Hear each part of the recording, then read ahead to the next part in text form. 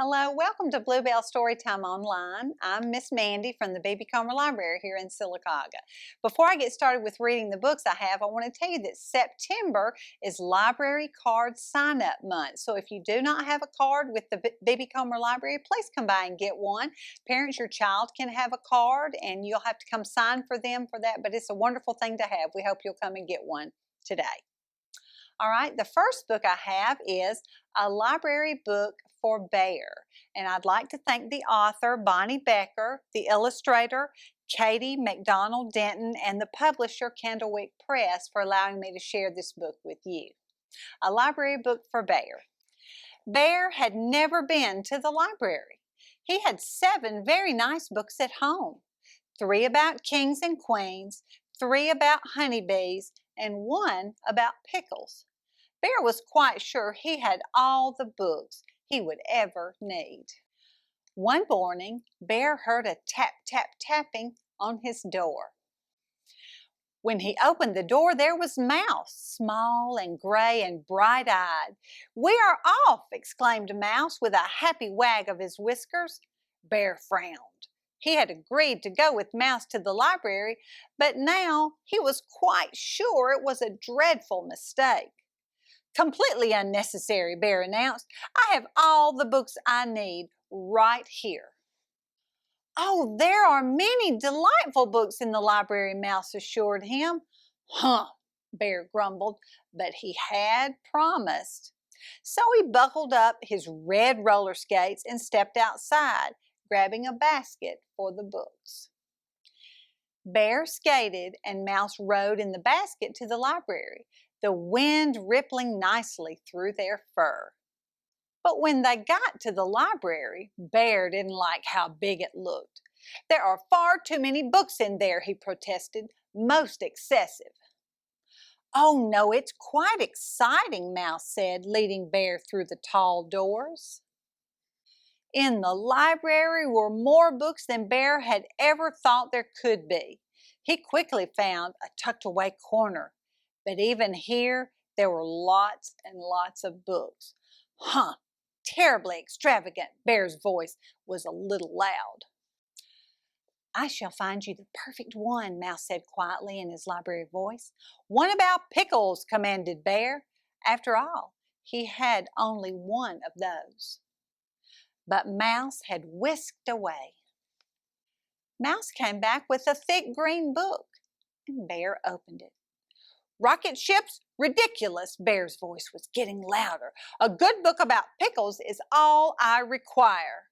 "Remember, quiet in the library," murmured Mouse as he scurried off. He soon returned with a tall, yellow book.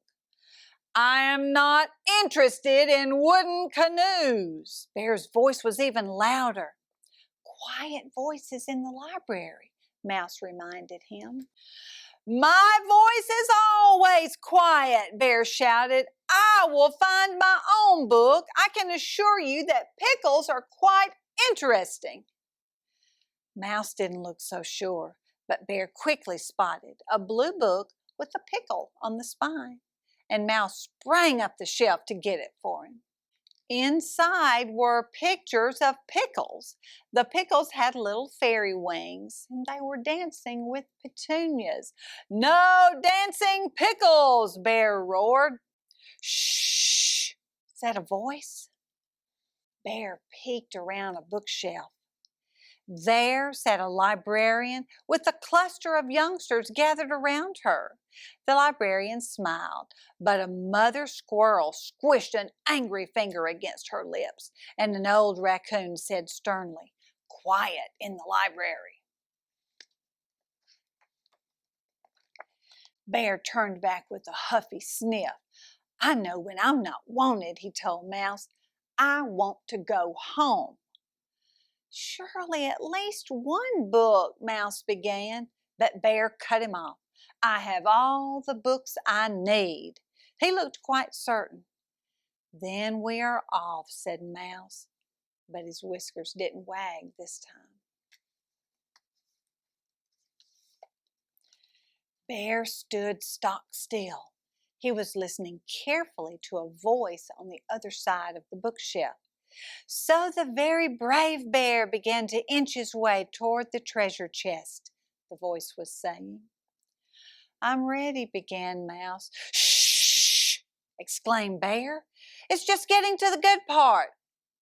But you said, quiet voices in the library, Bear bellowed.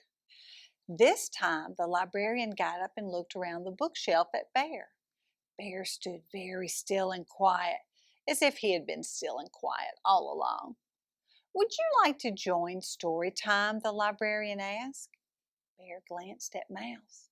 We'd love to have you, said the librarian. Bear and Mouse scooted around the shelf and found 2 empty chairs. The librarian began to read again. Bear lifted the lid to the treasure chest, and inside, the librarian paused. Mouse and Bear strained forward.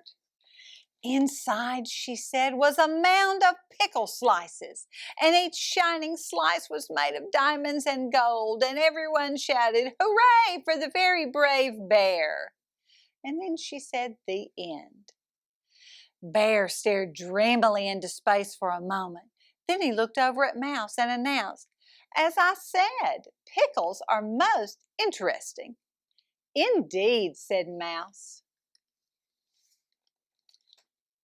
Later, Mouse rode in the basket with 7 new books. There were 2 about wooden canoes, 2 about rocket ships, 2 about teapots, and 1 called The Very Brave Bear and the Treasure of Pickle Island, which Bear read to Mouse that very same day. Well, I hope you enjoyed that. That's one of my favorites. All right, the song we're going to sing next uses shakers. Now, I have some little egg shakers that we have here at the library, and if you have some of those, you can use those.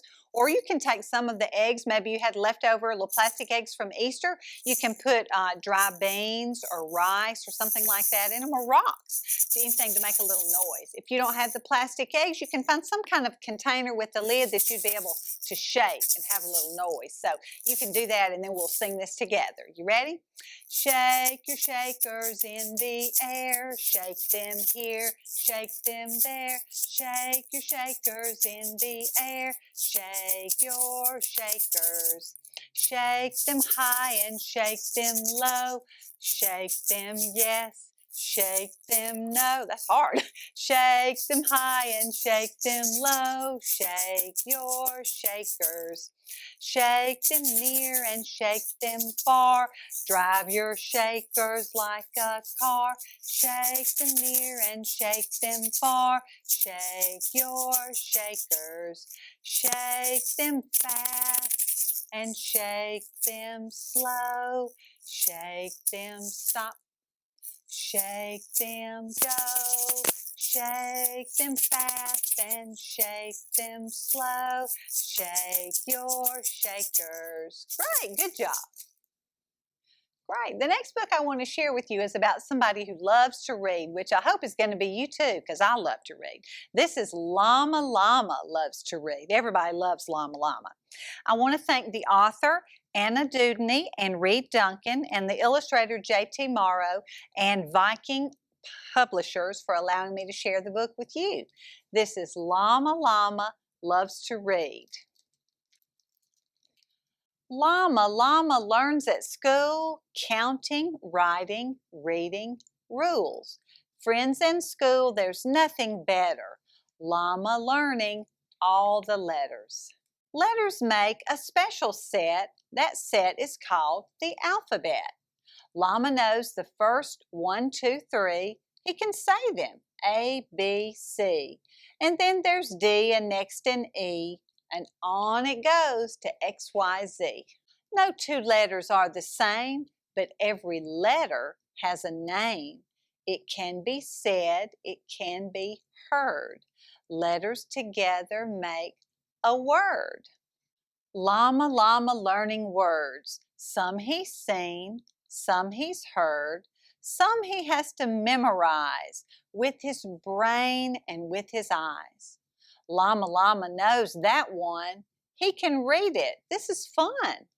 Llama writes his name, and once again, just the same. First L, then A-M-A. What do all these letters say? Something to make a present of. L-O-V-E, that spells love. Words make rhythm, words make rhyme, words make books for story time. Words tell truth, words tell new things. Words make songs that we can sing. Words are the very best of presents. Words together make a sentence. Llama's hooves wave in the air. Some words are hard, it's just not fair. No need to frown, no need to pout. Just do your best and sound it out. No need for crying, moaning, bleating. Llama, llama, hooray for reading. Teacher holds the walking sign. Now it's time to make a line. How does llama, llama know? G and O spell go, go, go. Lots of sentences. Take a look. Strung together, make a book. Look inside. Oh, what glory. All those words have made a story. I bet you know where they are. They're in the library. Llama reads so many things.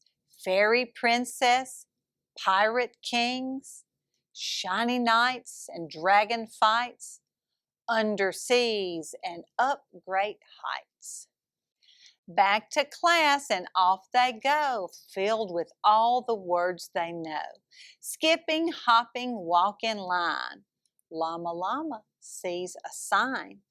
And on that sign, what does he see? One S, one T, one O, one P. And let's see what that spells.